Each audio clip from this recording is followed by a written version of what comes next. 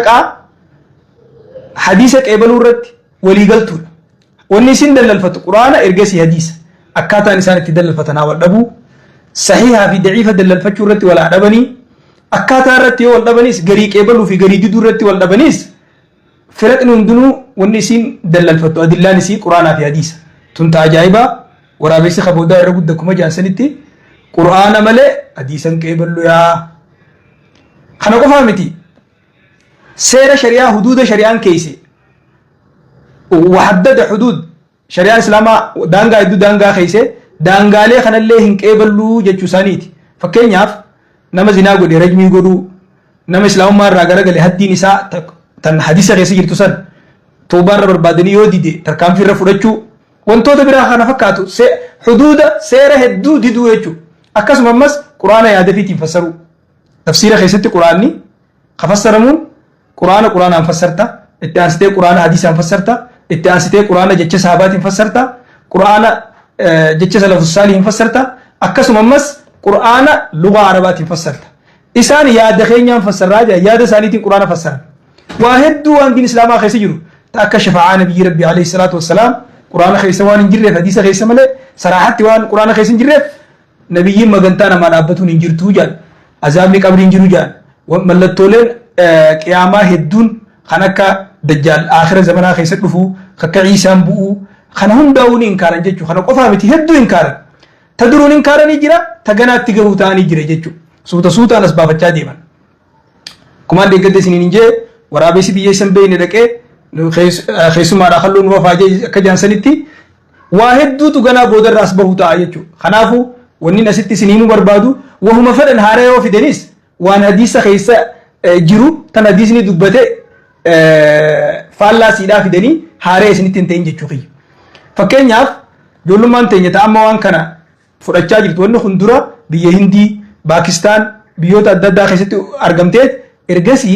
جام بيه عربا أصلفتي جارنا ما خيس جرو جارنا دي دمي تكفادي جارنا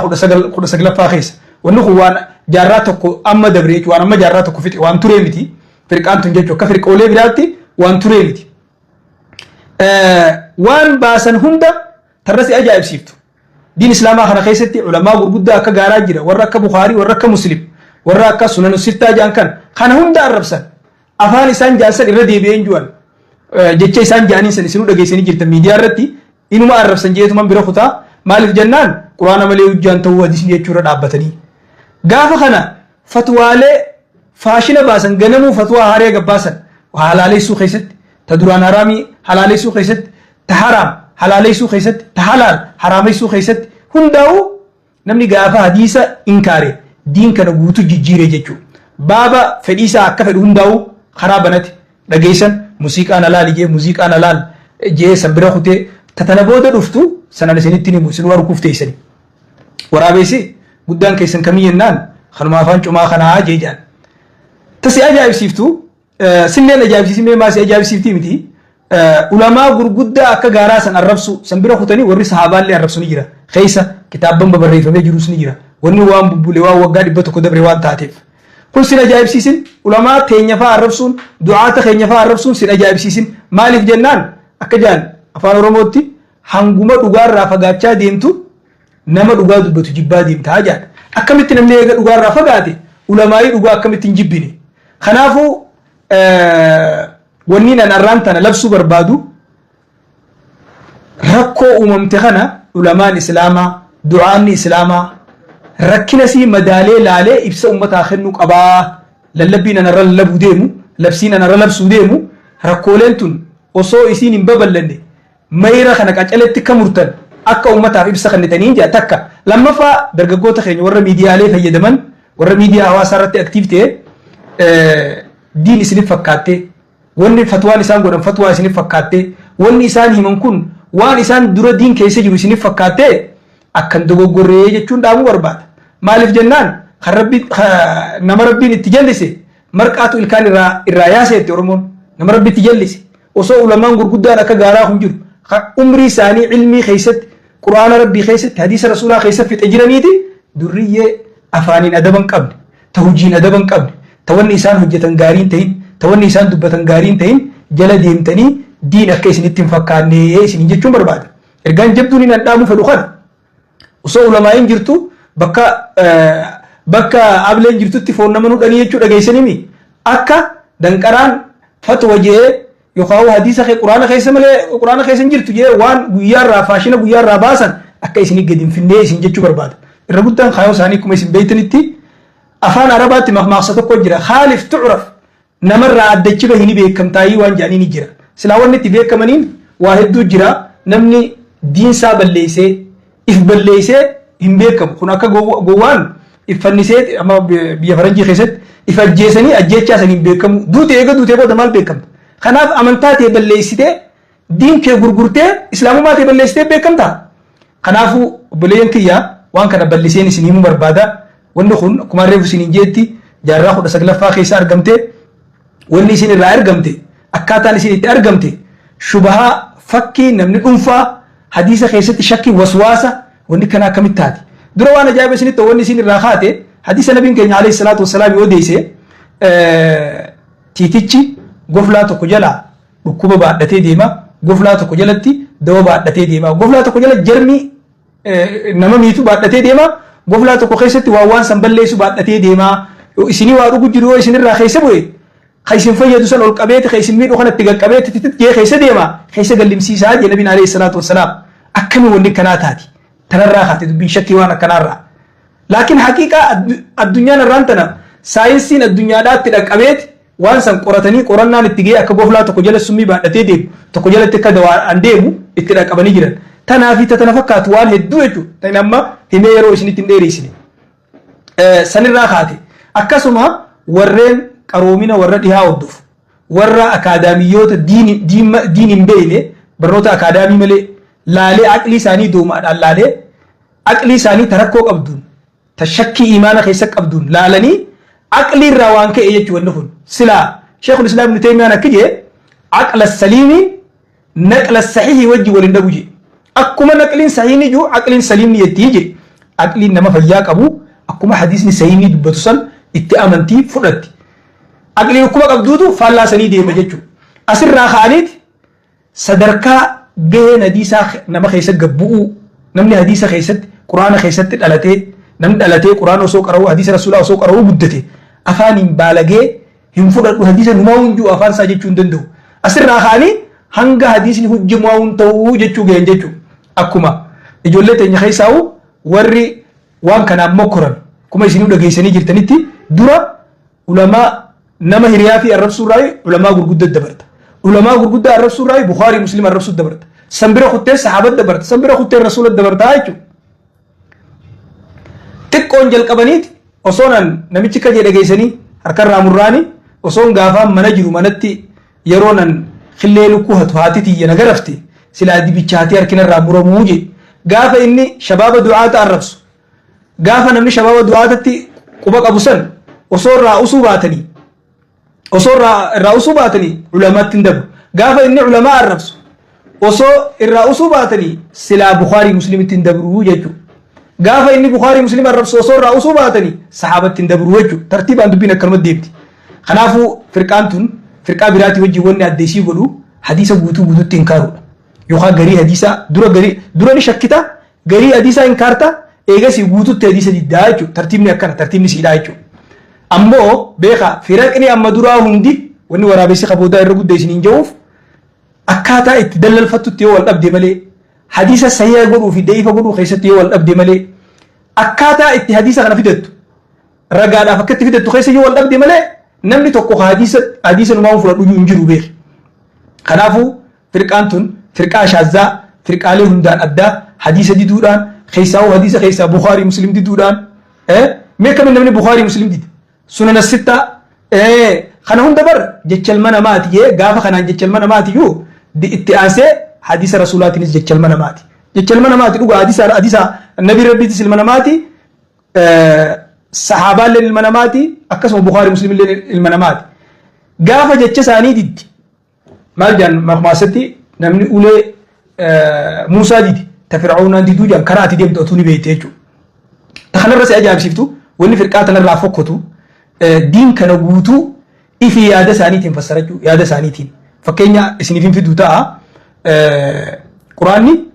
صلاة جاء وأقيموا الصلاة جاء وآتوا الزكاة جاء ولله على الناس حج البيت جاء المنا ماتف حج يقول المنا مرة حج يقول أجر صلاة زكاة خندا صلاة نخن ركعان سابيكا زورين كمي عصرين كمي ميكا مغربني ميكا يرون سا كمي أكمل صلاتني يرو جلبك أبتم مال جاني يرو سمع الله والقرة مال جاني واني تك قرآن خيسن جدو حديث خيسا ملي واني سنقلوك أبو جيتو قوتو ما قوتو تي دين إسلام آخون بكي أحكامني قدام بكي نجو حديث خيسا جيتو نميتشي غافا حديث دي بودمال اتعا سبيتني أما ورد دانغاقي ورد طرفاقي ورد نيچو جيران سلاني ونما صلاة جاني نمدر رنجرتو غنم واغل ربي كل سني تاودا جاني لولوقتو ديبيني جيران akkana irra turan kunis karasan deemu jira yookaan mata dhoyfatee jira gana mataasaa ol baafatee karas deemu ta'a jechuudha akkaataan isaanii masmarri tokkuma jechuudha masmarri isaan irra dhufan ijmaa'a ulamaa islaamaa hunda guututti diduu sahaabaa taabi'iyyoota qaa'immaa afranii maal jedhan quraanaaniif geenya hadiisatti naa jennu aqlii teenya irratti hirkannaa aqlii teenyaan fassarraa akkana jechuun bar namni yoo quraana aqliin fassare namuu mata tafsiira qaba namuu mata firqaataa qobatti firqaa nama tokko firqaa takka ta'a jechuudha. Kanaaf zakaa wanni irraa amma fakkeenyaaf quraanni salaata zakaa kan nadhaa jira. Zakaa re'ee irraa hagam irraa kennanii gaala irraa meeqa kennanii horii yoo meeqa irraa bahaa wanni takka quraana keessa hin jirtu hadiisa keessa malee. Quraana keessa wanni jiru zakaa kennadhaa jechuu jira. Akkaataan itti kennan amatatti yeroo takka yookaan re'ee hangana irraa hangana gaala hangana irraa hangana wanni sun hundinuu hadiisa keessa jirti jechuudha. Akkasuma hajjiinis xawaafni سعين جمرات دربتشون وجين هجي قوتون حديث خيس جرتي ملء قرآن خيس جرتي يجو لما تقول صحابة را عمران أنو جانين عمران بن صفوان عمران بن حسيني جوا ويت رفع والرياضة كناك أبو قرآن قفنا تيمي قرآن ملء حديث النجوي النان ديم جوا جينجي بر سلام نكت سجد قرآن خيسة مغرب ركعة سدي يجون سبير ركعة لما يجون زوري ركعة فلو يجون نجرتي جينجي زكاة وان كان راخم بان نجرتي بكين خيس يجرو حديث خيس يجرا ملء قرآن جملة وليقلت دبت ملء حديثاتو وجي وان قرآن دبت سم داو فسر جتو حديث جتو نيكم مان ساتو وان ارقم ربي رادو في جتشان قوتشان وحي متيجو وان نبي ربي برد عليه الصلاة والسلام هجتمه نبين مركنيس الرؤوس وان سنجتم سني ولما قلتو حديث نيس قرآن نيس وحي رب الراتات وننو والدبو قرآني وحي نس لفظي نس رب الراي قرب بينقبرن جتش ساتس رب بينقبرن معنا اللي وديسون تو حديث نمو أحكام نساء رب الراي جتش سا نبي رب الراي عليه الصلاة والسلام خدوبت نبي ربي تيجو رجال كنا قرآني رب القرآن خسيت وانجو وما ينطق عن الهوى إن هو إلا وحي يوحى نبي محمد فإيسا ران دبتو وني ندبتو هندي وحيد وني ندبت هندن وحي آية القرآن خسيت مسمال تجرى وأنزلنا إليك الذكر لتبين للناس ما نزل إليهم قرآن ونسر ربو فنيف وأن تسر ربو فنيف خانا كأمة إبسطوفي صلاة أجيب ربي نتبوسي أكت صلاة سن وجينا كإبسوفي مال جي صلوا كما رأيتموني أصلي أكنا صلاة نغرتنت صلاة أكنا صلاة بيتنت صلاة جنبي عليه الصلاة والسلام زكاة حجيس خذوا عني مناسككم وجي هجي خن أنا الرافض راجع كان نتوجه دخان حديث يكون أكنا بين نتوجه تسن أكنا بين ننجي سن أكنا بين وجهتين ورسي سن أكا إسر رادو فسنية جو خنافو حديثني أفان إسني قالوا شريك قرآناتي يجو شريك قرآنا وان قرآن خيسي جرسون قد جبه سمله هنفال ليسو نفسرها نشرها سيرا اللي دبل اللي نفده يجو حديثني يوخا قرآن سيرا حديثني راوي دي يجو أكاتاتي سيرا ربين قرآن خيسي بوسيسا راوتني قرآن سيرا وليقلاتي حديثني سيرا دبلاتي موتمانو بر سيرا وقوبا سيرا تقباسي سيرا سنين راقنا دبلاني هي خني أكاتات توجه تمسن أدان كو قودني باسن وان المناماتي فوقله قوانا ست إنكارو جرى جتشو دم براتين سيري هدون قرآن خيسن جرى حديث خيسن جرى أكفا كينيا يونس نخاسي صلاة في زكاة في حج قفامتي كنا أكاتان سا حديث خيسن جرى ملي قرآن خيسن جرى أكت صلاة هنجي صلاة يرون صلاة ركعان سا شفتي حديث خيسن ملي قرآن خيسن جرى زكاة نسا كسبا hajjiin isa akkasuma jenne khabiraa ahkaamni dabalata hedduun wanni hedduun ta quraana keessa jirre hadiisa keessa malee fakkeenyaaf wantoonni haraam ta'an ka dhorgaadha ka akka intalaa fi adaadaa wajjin fuudhuu intalaa fi haboosii wajjin fuudhuu hadiisa keessa malee quraana keessa jiru akkasuma ammas kullu dhiinaabin min as-sibaa'i bineensi qarrinfoo qabu nyaachuun haraam ta'uun ka khottee waa alloollatu nyaachuun akka culullee akka qeeransaa akka leencaa kana nyaachuun haraam ta'uun hadiisa keessa jira malee quraana keessa jiru gana qalatee nyaatee isin garsiisuu ta'a hadiisa quraana hadiisa keessa jiru jechuudha akkasuma ammas ahkaama hedduu jira hadiisa keessa malee quraana keessa jirre fakkeenyaaf ahkaamni wanni muamalaata jedhan ahkaamni islaamaa kullama ibaadaataa fi muamalaata ibaadaa jechuun takka salaataa jechuudha takka zakaa jarri kun zakaanu gosa meeqaa jira zakaa fitrii jira zakaa horii jira zakaa maallaqaa jira zakummaan kunu gosti isaa akkasitti quraana keessa adda addaan hin jiru salaanni salaata ciidaa jira salaata istisqaa jira salaata kusuufaa jira salaata waajibaa jira salaata sunnaa jira kana hundaa'u hadiisa adda babaasee malee quraana keessa salaata jechuu qofaa jira akkasuma ammas ahkaama hedduu lakkaawameen dhumnee jira jechuudha kanaafuu obboleessa kiyya wanniin siinjuu obboleettii tiyya wanniin siinjuu nama wanni kun itti fakkaate qur'aanni hadiisa fudhachuu isaa ajaja baase akkam jee wamaa ataakumur rasuulu fakhuzuuhu wamaa nahaakum anhu fantahuu waan rabbiin waan rasuulli isinittiin dhufe fudhadhaa tan rasuulli irraa isin dhorke irraa dhowwamaa wamaa ataakumur rasuulu jee malee wamaa ataakumul qur'aanu jenne beek qur'aanni duraan dubbatee fixe asitti wamaa ataakumur rasuulu jee hadiisa kun kayju waan rasuulli isinittiin dhufe hadiisa rasuulaa gama biraa ayata biraati yaa ayyuhal ladina aamanu atii'u allaha wa atii'u rasuul qaalii rabbii godha qaalii rasuulaa godha haya qaalii rabbii godhuun quraana gujenne qaalii rasuulaa godhuun maali namni qaalii rabbii niin godha qaalii rasuulaan godhu dura akkin hun jaaniin qoraasan kitaaba fiqii tokko keessatti waa sadii addaan hin bahan hun jaan atii'u allaha wa atii'u rasuul qaalii rabbiitii fi qaalii rasuulaa godhuun qaalii rabbii gootee qaalii rasuulaa diiduu hin dandeessu qaalii rasuulaa gootee qaalii rabbii diiduu hin dandeessu lachuu wajjin deeman واقيموا الصلاة وآتوا الزكاة صلاة في زكاة دانين باسو بكون دو ولين دبت آية برات مس أنشكر لي ولوالديك ربي شكروا هذا أبا غلطي فجو أنا هذا أبا ينبهو ربي قفان بخير انتاتو لچو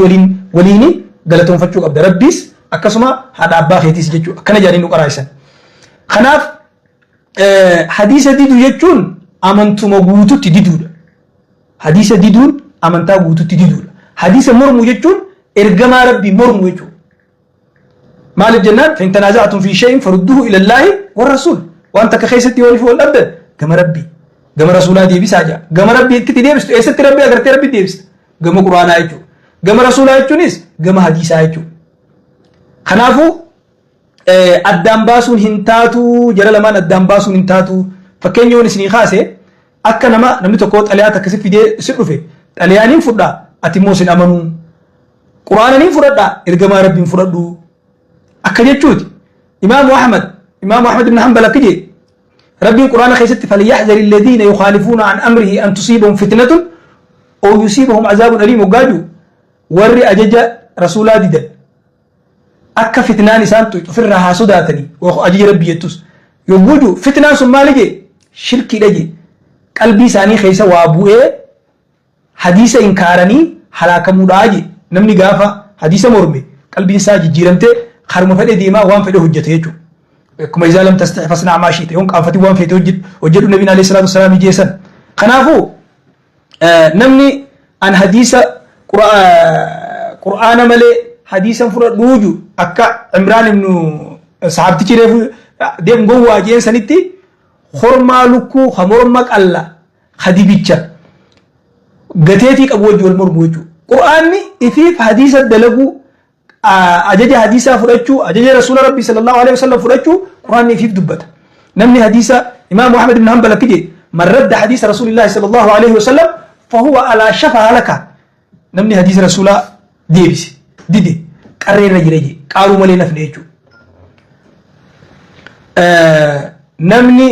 ammas ibn hazmi waan je loo anna imra'an qaala لا نأخذ إلا ما وجدنا في القرآن لكان كافرا بإجماع الأمة لم يتوقعوا قرآن مالي حديثا فرن وجي ولي قلت علماء إسلامات كفر من تيرا بيجي مال ولي قلت قفا آية القرآن هذه سنفيدة ربي سبحانه وتعالى قرآن ساخي ستكنجو إن الذين يكفرون بالله ورسله ويريدون أن يفرقوا بين الله ورسله ويقولون نؤمن ببعض ونكفر ببعض ويريدون أن يتخذوا بين ذلك سبيلا أولئك هم الكافرون حقا وري ربي كفر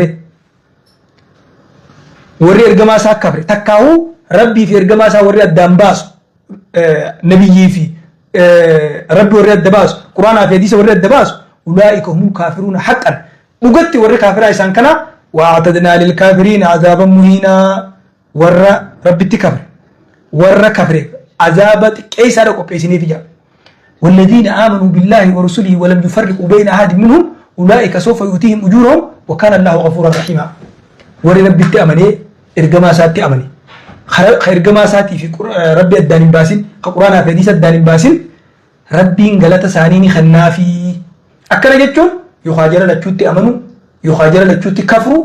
ملء فرمات برانك أبدو يجو تكوت أمنتي تكو دينار كفرتي يجو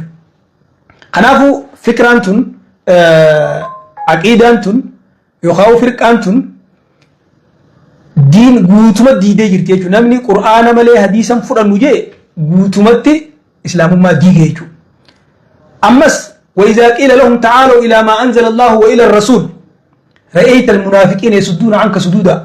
قم ربي في قم رسول أخوة أبو جتين منافقني خسر راقرق لن تهو أغرتا كما أرسلنا فيكم رسولا منكم يتلو عليكم آياتنا ويزكيكم ويعلمكم الكتاب والحكمة ويعلمكم ما لم تكونوا تعلمون قرآن في كتابة في حكمة قرآن خيست يبقى ولد في حكمة يرون دو حديث الرد بتمجي إمام الشافعين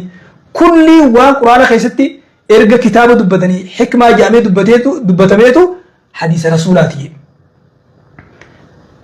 أقوى الآية أقوى الأدلة على حجية السنة كنجي إمام الشافعي جيجو خنافو إرجما ربي قرآن إساتو إبسه إساتو نما برسيسه إساتو هجيدان راويسا راوتين وأغرسيسه ولن تسنين جنو ومربي القرآن ساخي سجيه قل أطيعوا الله وأطيعوا الرسول فإن تولوا فإنما عليه ما حمل وعليكم ما حملتم وإن تطيعوه تهتدوا وما على الرسول إلا البلاغ المبين ما أعتقد سنين أفسروا